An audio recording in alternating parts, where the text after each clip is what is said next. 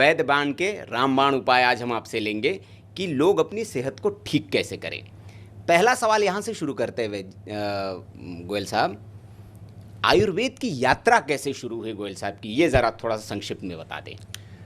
आयुर्वेद देखो पता क्या है, मेरा ये मानना है कि कोई भी इंसान जब पैदा होता है जी, वो क्या बनेगा, क्या करेगा, किस दिशा में जाएगा, वो उसके साथ पैदा होती हैं चीज़ें। जी, कहते हैं ना कि कोई डाकू बना तो माँ के पेट से पैदा होते नहीं बना, कोई डॉक्टर बना तो माँ के पेट से डॉक्टर पैदा नहीं हुआ, उसने आके दुनिया में ये काम किया, लेकिन लिखा गया पहले ही होता है कि ये काम ये करेगा। जी। तो मेरे को जैसे मेरे दादी जी बताते थे, मेरे माता पिता ने बताया, अब तो वो दुनिया में नहीं है, लेकिन कहते जब तेरे को पैदा होने के बाद तेरे दादाजी की गोद में लाके रखा गया तो वो कहने लगे मेरे घर में डॉक्टर पैदा हो गया। अच्छा। देखो शब्दों की बात होती हाँ, है। तो वो शब्द जब मेरे कान में आने लगे तो मेरा ध्यान उधर जाने लगा, है ना, कि अगर आप बच्चे को कुछ भी बताते हो उसका इंटरेस्ट उधर जाएगा कि अगर मेरे दादाजी ने कहा है तो कुछ होगा, है ना, कुछ और ना बोल दिया उन्होंने कि ये बिजनेसमैन बनेगा या कुछ बनेगा, है ना, जबकि मेरे दादाजी तो पंसारी की दुकान चलाते थे। तो मैं शुरू से उनके साथ भी रहा, काफ़ी समय मैंने अपने दादाजी के साथ अपने गांव में बताया। मेरा गांव जो है वो पंजाब में है, मलेरकोटला की जड़ में है, मानवी गांव है मेरा, और वहाँ पे मैंने अपने दादाजी की दुकान पे कई लोग वहाँ तम्बाकू लेने आते, कई लोग वहाँ जर्दा लेने आते, कई लोग वहाँ अपने घर का राशन का सामान लेने आते, क्योंकि गांव की जो किराने की दुकानें होती थी उसमें सब कुछ होता था, सब मिल जाता, वहाँ सब मिलता था, नाक की नसवार खींचने वाली, मतलब वो सारी चीजें वहाँ मिलती थी। तो सुपर स्टोर था उस दौर का। मैंने अपना जो बचपन है वो अपने दादाजी के साथ उस चीज में बिताया जहाँ लोग आके रात को 1 रुपया लेके आते थे, गरीब लोग जो होते थे जो डेली का राशन लेते थे वो 1 रुपया देते थे, कहते थे इसके अंदर मेरा 3 डंग का खाना दे दे, इसमें दाल भी दे दे थोड़ी सी, इसमें थोड़ा सा वो दे दो, मसाला भी दे दो, इसके अंदर तेल का भी थोड़ा सा दे दो। मतलब वो इतनी पली पली तेल डाल के लेके जाते, मतलब 1 रुपये में वो पूरा राशन ले जाते थे, जो आज अपा 1,000 में भी नहीं ले पाते। तो वो जमाना था, दौर था।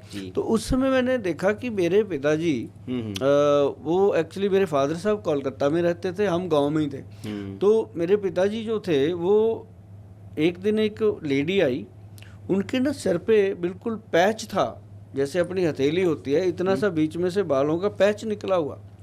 उसने आके बोला, वहाँ गांव में ना लाला जी बोला करते थे लोग, वो कहने लगी लाला जी इसका भी कुछ है, वो जड़ी बूटी तो रखते थे, वो कहते इसका ना हो तो जाएगा पर इसके लिए बहुत मतलब इम्पोर्टेंट चीज़ है कि जो छिपकली होती है उसकी हमें वो पूंछ चाहिए। हैं? हाँ, छिपकली की पूंछ। हाँ, मैंने वो पूरा वो हंडाया, वो समय फादर साहब ने कैसे बनाया, कैसे वो दिया।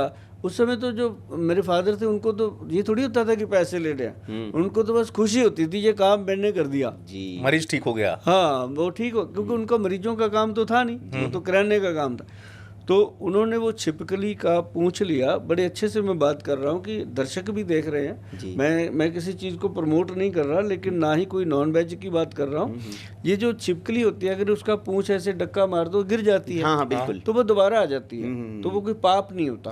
थोड़ी देर के लिए तो होता है कि उसको कष्ट होगा, लेकिन अगर प्रार्थना कर लो कि मुझे आपको औषधि गुणों के लिए आपकी पूंछ चाहिए, अब मान लो आपका कोई बाल चाहिए मेरे को, अगर मांग के लूंगा तो कोई प्रॉब्लम नहीं, आप आराम से दे दोगे। अगर मैं ऐसे खींचूंगा तो आप झंपड़ मारोगे, तो वो नेचुरली चीज़ है। तो छिपकली से भी ऐसा होता है, क्योंकि हर चीज़ की इतिहास।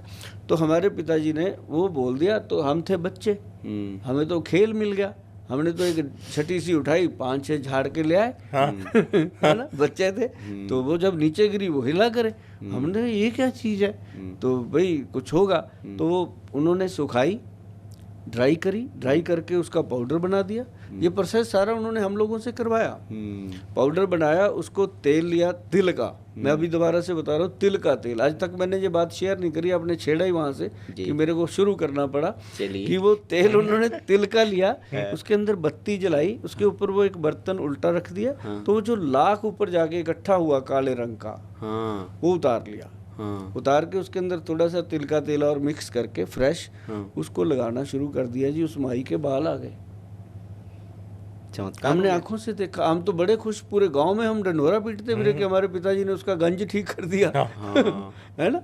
तो लोगों ने यकीन भी नहीं किया, लेकिन जब देखा तो वो सच में आ गए बाल उसको। तो हम तो भाई बड़े हैरान। तो उस दिन से हमारा इंटरेस्ट इधर जागने लगा।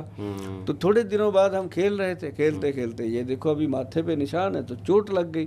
चोट लगी, वो छूछली का नहीं खेलते बच्चे की, भाग के उसको हाथ लगाओ, वैसे वो दीवार को हाथ लगाना था, वो माथा ही लग गया, जाके फट गया। तो घर पे आए रोते रोते, खून चल रहा था।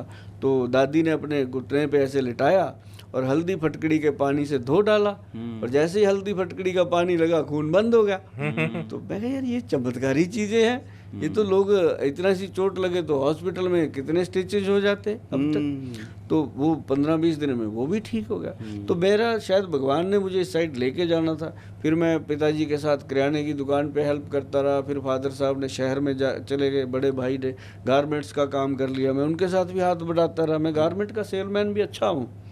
तो मैं उनके साथ लगा रहा। स्कूल से आना तो 4-5 घंटे शाम को वहाँ, तो दिल लगता था लोगों को। मेरी शुरू से मेरी पब्लिक डीलिंग में बहुत इंटरेस्ट है कि लोगों को मैं मिलूं, किसी को ताई कहूँ, चाची कहूँ, किसी को चाचा कहूँ, किसी को ताया जी कहूँ, किसी को बड़ा भाई कहूँ, किसी को छोटा, ऐसे रिश्तों की बात मैं करता हूँ। इसलिए मैं किचन कहने वालों से बहुत चिढ़ता हूँ। अच्छा, तभी आपके घर में किचकिच होती रहती है। सही बात है, हाँ, आप इसको रसोई बनाओ जो रस की भरी होती है। ये बात सच है कि रसोई का अभिप्राय ही होता है कि रस है उसमें। हाँ, उसमें दादी है, उसमें नानी है। किचन में तो काम वाली है जो बर्तन फोड़ती रहती है ना। तो इस तरीके से ये सारा इंटरेस्ट बना, और मुझे ये पता ही नहीं चला मैं कब आयुर्वेद सिस्टम में आ गया। और मैंने इसके अंदर आके नेचुरोपैथी, योगा साइंस में, और फिर मैं धीरे धीरे नाड़ी वैद्य के रूप में चला। तो चलते चलते चलते चलते मैं फिर कब लोगों ने मुझे अपना लिया, कब लोगों ने मुझे ये कह दिया कि आपके बिना हमारी सेहत अधूरी है, मेरी जिम्मेदारी बढ़ा दी, तो अब मैं इस लाइन में